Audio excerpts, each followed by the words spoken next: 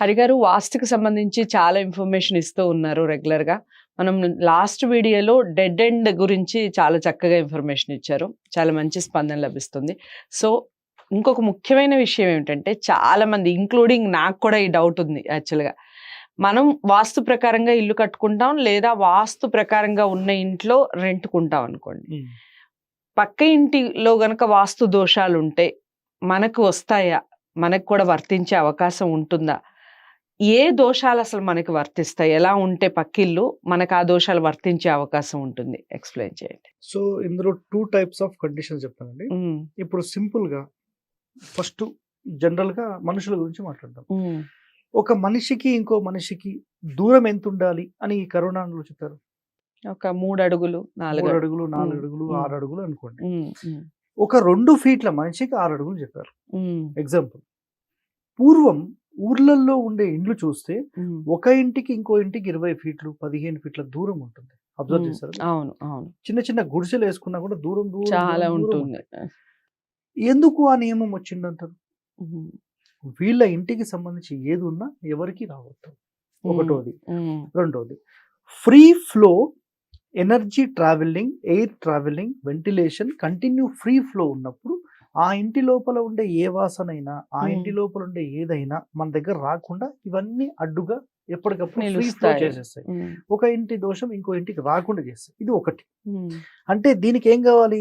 Set back ఎక్కువగా ఉండాలని condition. ఇప్పుడు ఫర్ ఎగ్జాంపుల్ 30 అడుగుల వెడల్పు ఉంది ఒక ఇల్లు, ఇంకొక ఇల్లు 30 అడుగులు ఉంది. సో వాళ్ళు ఒక 3 అడుగులు, మీరు ఒక 3 అడుగులు మధ్యలో ఖాళీ వదలాలి. అప్పుడు ఎంత వచ్చింది? 6 ఫీట్ వచ్చింది.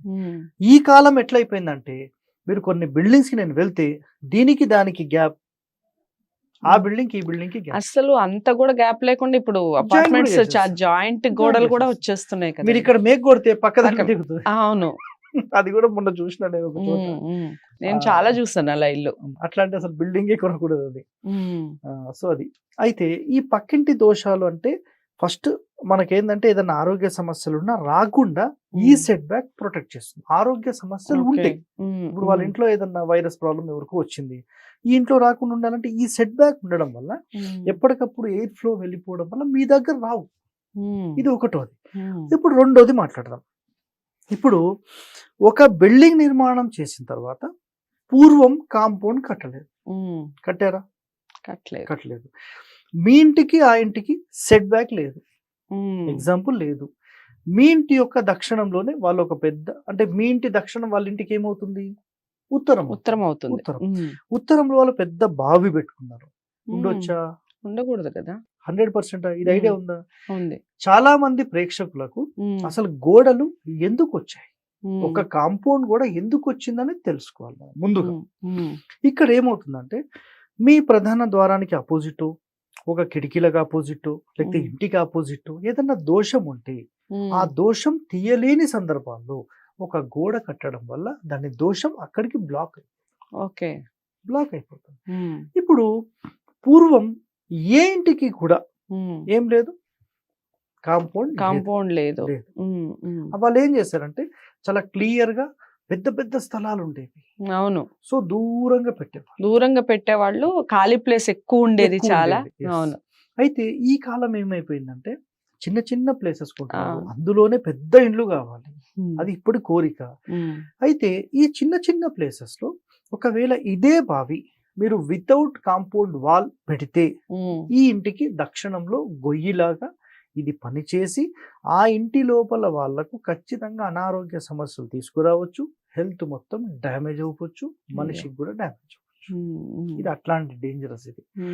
మరి ఈ దోషం రాకుండా ఏం చేయాలి? ఇప్పుడు ఈ ఇంటికి దక్షిణం, ఆ ఇంటికి ఉత్తరం, ఇది వాళ్ళకు ప్లస్ చేస్తుంది, మరి వీళ్లకు మైనస్ చేస్తుంది. అదే విధంగా వీళ్ళు సెప్టిక్ ట్యాంక్స్ పెట్టినా, లేదంటే సంపు కట్టుకున్నా, బావి కట్టుకున్నా, ఇవన్నీ కూడా పక్కింటికి ఇబ్బంది చేస్తాయి. కాబట్టి మీరు పూర్వం కూడా అబ్జర్వ్ చేస్తే పక్కింటి యొక్క కాంపౌండ్ కి ఈ పక్కింటి యొక్క కాంపౌండ్ కి మధ్యలో 3 అడుగులు మళ్ళీ వదిలిపెట్టేవాళ్ళు. దీనిని సందిల్లా ఏమో అనేవాళ్ళు. ఇద్దరు కలిపి 1.5 2 feet అప్పుడు ఏమయ్యేదంటే ఈ ఇంటి మొత్తంలో రౌండప్ తిరగొచ్చు మీరు. అవును. ఈ ఇంటికి రౌండ్ అప్ తిరగొచ్చు, కాంపౌండ్ లోపల తిరగొచ్చు, కాంపౌండ్ బయట బయట తిరగొచ్చు. కూడా తిరగచ్చు. ఇలాంటి పాత ఇళ్ళు అలాగే నిర్మాణాలు ఉండేవి. yes, ఇలాంటి నిర్మాణాలు చేసినప్పుడు ఆ ఇంటి దోషాలు ఇంటికి రావు. ఓకే. ఒకటి క్లియర్. ఆ ఇంటికి సంబంధించి ఏదున్నా ఆ కాంపౌండ్ లోపలే బ్లాక్. ఒకవేళ బయటికి వస్తే మళ్ళీ గ్యాప్ ఉంది, మళ్ళీ సెట్ బ్యాక్ ఉంది, క్లియర్. ఇప్పుడు అది లేదు. ఇప్పుడు అది లేదు. షేర్ సందు అనేవాళ్ళు, షేర్ సందు అంటారు. ఇద్దరు కలిపి వదులుకున్నవాళ్ళు. ఇప్పుడు ఏమవుతుందంటే అది కూడా వదులుకోకుండా మొత్తం బాబు నీది 1.5 నాది 1.5 కదా, ఇద్దరం తీసుకుందాం, కొంచెం ఇల్లు పెరుగుతుంది. అది ఇప్పుడు పరిస్థితి. అయితే ఈ పక్కింటి దోషాలు అనేవి ఈ సంపులు, బోర్లు, సెప్టిక్ ట్యాంకులు మాక్సిమం గమనించినవి ఇవే. దీనికి మించిన ఏం లేవు. ఇదైతే చాలా ఇంపార్టెంట్. ఇవి రాకుండా ఉండడం కోసం కాంపౌండ్ వాల్ వచ్చింది. రైట్. సో కాంపౌండ్ ఎప్పుడైతే కడతామో, పునాదుల నుంచి తీసి ఎప్పుడైతే ఇవన్నీ కడుతుంటామో, అప్పుడు ఆటోమేటిక్ ఏమవుతుందంటే దాని దోషం అక్కడికి బ్లాక్ అవుతుంది, లోపల ప్రవేశించాలి. పక్కింటి వాళ్ళు కూడా కాంపౌండ్ కట్టారనుకోండి, 2 కాంపౌండ్స్ ఉంటే వాళ్ళది ఏదున్నా మంచి చెడులు ఆ కాంపౌండ్ లోపల వాళ్ళకే, ఏదున్నా ఈ కాంపౌండ్ లోపల వాళ్ళకే. సో పక్కింటి దోషాలు రాకుండా ఈ కాంపౌండ్ వాల్స్ మనం నిర్మిస్తే చాలా సింపుల్ గా అయిపోతుంది. సో కాంపౌండ్ యొక్క ప్రాముఖ్యత ఇది. పూర్వం కట్టలేదు కదా అనే పనికిమాలిన ప్రశ్నలు అడిగే వాళ్ళు మళ్ళీ ఉంటారు. అందుకనే ఈ వీడియో మొత్తం చూస్తేనే అర్థం అవుతుంది. ఫస్ట్ నుంచి లాస్ట్ వరకు మళ్ళీ అదే క్వశ్చన్స్ వస్తాయి. సో అసలు కాంపౌండ్ వాళ్ళ యొక్క ప్రాముఖ్యత ఏమిటి, అసలు ఎందుకు వచ్చినాయి ఈ కాంపౌండ్ వాళ్ళలు అంటే, పక్కింటి దోషాలు మరి మనకు వస్తాయా రావా అని తెలుసుకోవాలి అంటే వీడియో మొత్తాన్ని చూడండి. కాంపౌండ్ వాళ్ళలు కూడా ఎందుకు వస్తాయి అనేది కూడా అర్థమవుతుంది. సో వీడియో చాలా చక్కగా క్లియర్ గా ఎక్స్ప్లెయిన్ చేశారు హరి గారు. మీకు ఇంకా డౌట్స్ ఉంటే కామెంట్ బాక్స్ లో తెలియజేయండి. వాస్తుకు సంబంధించిన ఎటువంటి ఇన్ఫర్మేషన్ కోసమైనా స్క్రీన్ మీద కనపడే నెంబర్కి కాల్ చేయండి. హరిగారు అపాయింట్మెంట్ కోసం కూడా స్క్రీన్ మీద కనపడే నెంబర్కే కాల్ చేయాల్సి ఉంటుంది. ఇక మరో మంచి వీడియోతో మళ్ళీ మీ ముందుకు వస్తాను. తప్పకుండా ఈ వీడియోని అందరూ లైక్ చేసి షేర్ చేస్తారనుకుంటున్నాను. ఛానల్ని సబ్స్క్రైబ్ చేసుకోవడం మర్చిపోకండి. నమస్తే.